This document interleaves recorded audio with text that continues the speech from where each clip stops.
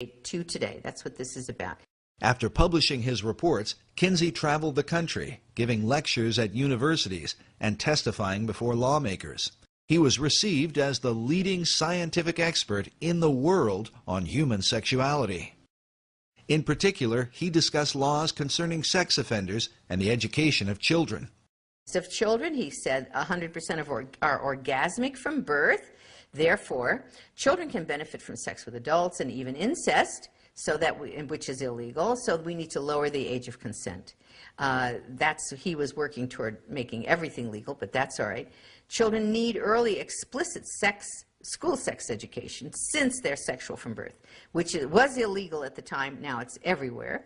They need masturbation and hetero and homosexual acts to be taught to them, which was illegal, and now it's being taught.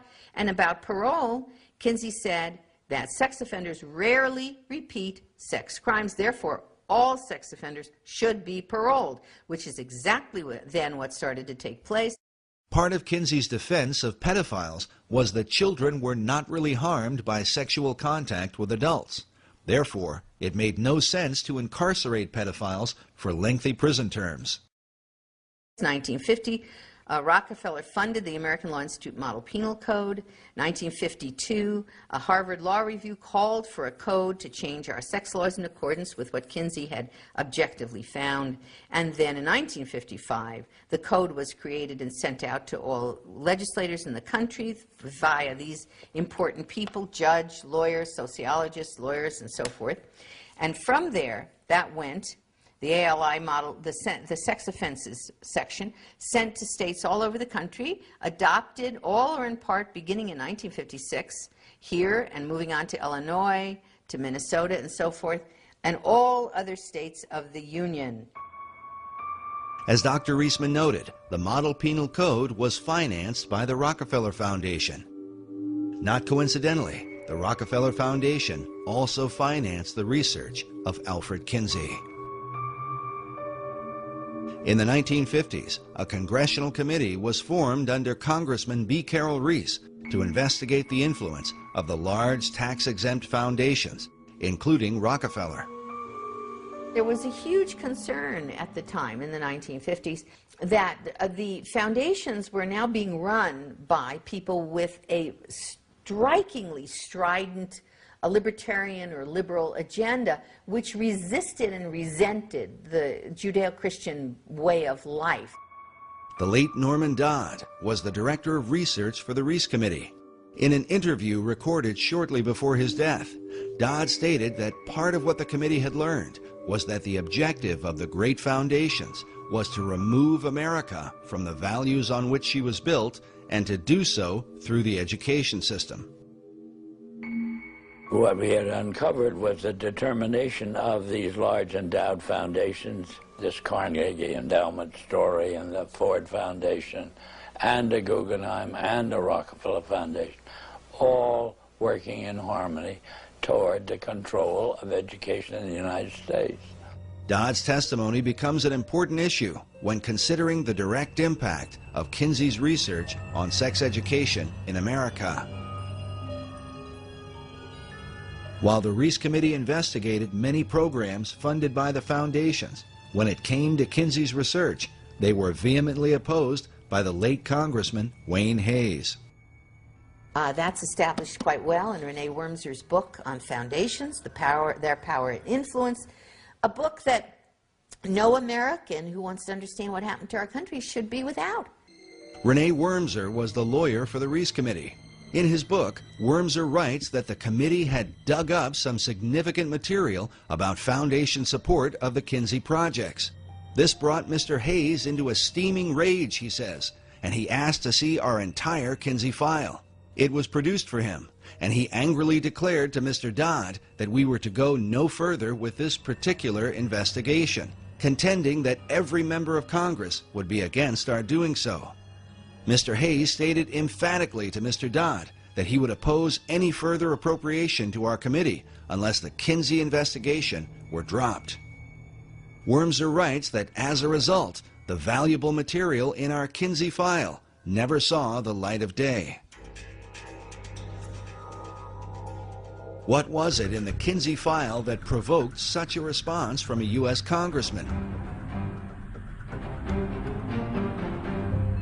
As we move forward, consider that the Kinsey data was partly paid for by the American taxpayers, who continue to fund the Kinsey Institute to this day. There's more going on in that institute. They have covered up so much. Some believe that if Kinsey's research had been exposed in the 1950s, the information might have sparked a second American Revolution. What was in the Kinsey file, and does that information continue to influence or even haunt America?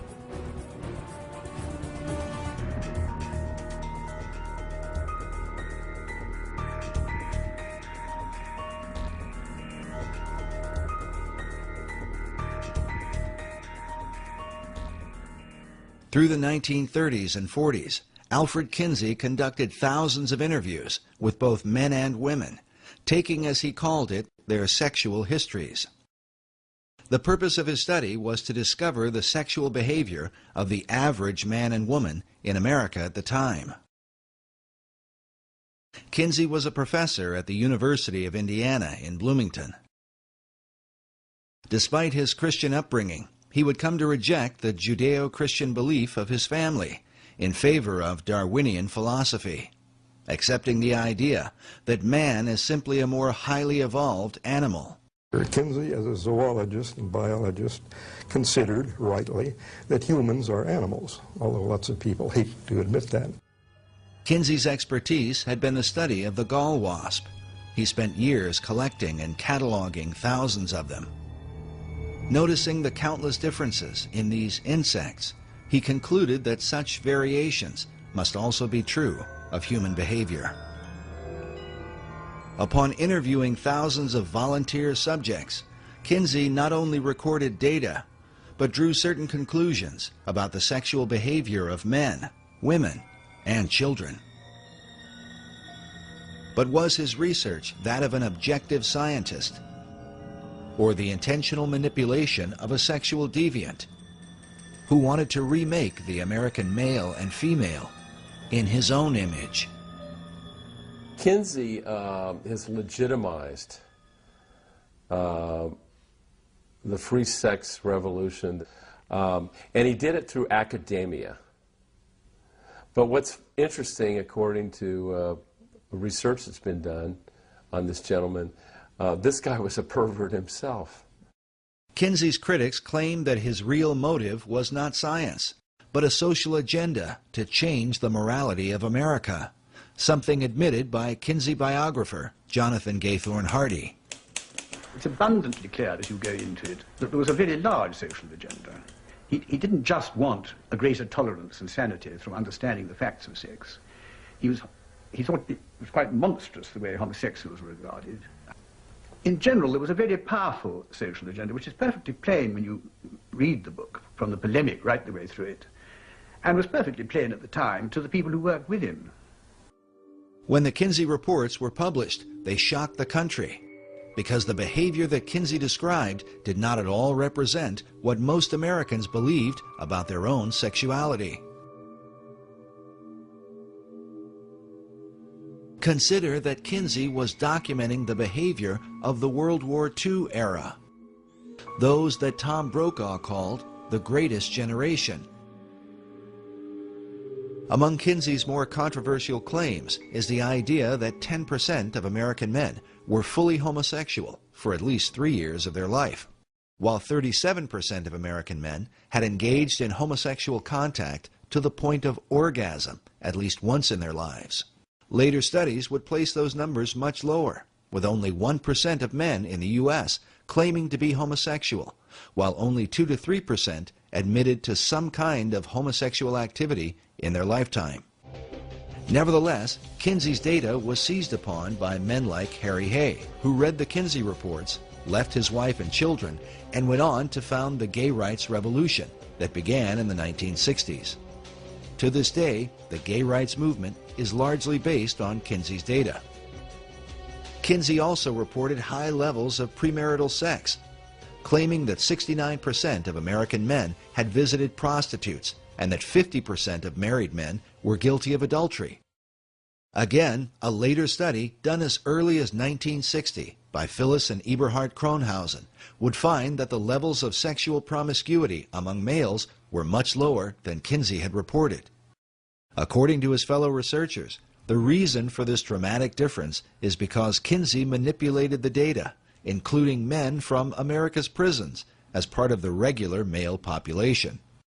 He wrote that he found 1,300 to 1,400 sex offenders that he used as his normal male population.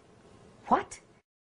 In addition to the convicted sex offenders, Kinsey included regular prisoners who were serving time for other offenses, along with 199 sexual psychopaths, all mixed together as part of the regular male population and presented to the American people as the average American male. In this interview for the documentary titled 1 in 10, listen as Paul Gebhardt, who was one of Kinsey's co-authors and a member of his original team, admits to the high percentage of prisoners and their impact on Kinsey's data. With these poorer, lower educational level samples. And when I say poorer, they had, for example, 55% were prison. 55% were prison.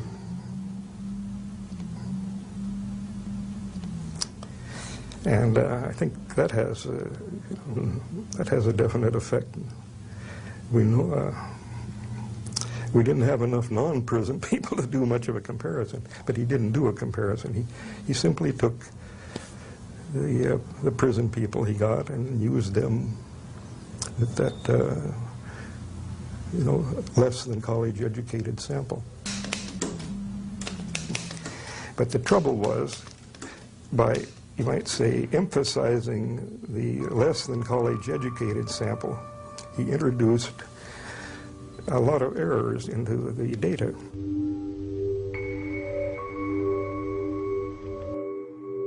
With America's prison population presented as the average male, is it any wonder that laws would be changed to accommodate sexual predators while failing to protect women and children? To create high levels of homosexual activity, Kinsey also went into Chicago's underground, into gay bars and homosexual bathhouses, and incorporated the radically gay population into his regular male data, along with bootleggers, gamblers, male prostitutes, ne'er-do-wells, pimps, thieves, and hold-up men. All this according to his own report. Kinsey used similar tactics to redefine the average American female. They use this picture all the time to try and show the American public that they were interviewing average American women, all right? Except that this was their secretary. Okay, this is a secretary at the Kinsey Institute, and they would always label her as though she was just some average American woman. Sometimes they put Kinsey in the picture interviewing her, and sometimes they put him. And now, after I exposed that in one of my books, the Kinsey Institute has now admitted on its website, they give the name of her so it doesn't look as though they're trying to phony the thing. To create high levels of female promiscuity among American wives, Kinsey redefined married women to include any woman that had lived with a man for at least a year, a broad description that could include prostitutes who had lived with their pimps. In fact, prostitutes were a subculture that Kinsey specifically sought out, mixing them in with the regular female population. As a result, Kinsey's report stated that some 50% of American women engaged in premarital sex, while 26% of married women were supposedly involved in adultery. Kinsey went on to report that an incredible 87% of unmarried women were having abortions, while 25% of married wives were also aborting. It was these high percentages, shocking even by today's standards, that would help to legalize abortion in the years that would follow. For decades, Dr. Judith Reisman has argued against what is often referred to as Kinsey's junk science because of its dramatic and devastating impact on American law and society. Corrections starts to enact all of this into corrections decisions. In the legal profession and law schools, now Kinsey would be taught as part of the legal structure via the American Law Institute Model Penal Code. That ferrets out into the private and public education, becomes our sex education, is in our American Law Review journals. It's found in parole through corrections, state and local, and criminal, civil, family, and juvenile justice. And expert witnesses then from the sex world begin to inform this whole structure. Ladies and gentlemen, we have had a real dirty deal. We have, as that FBI agent said to me, the head of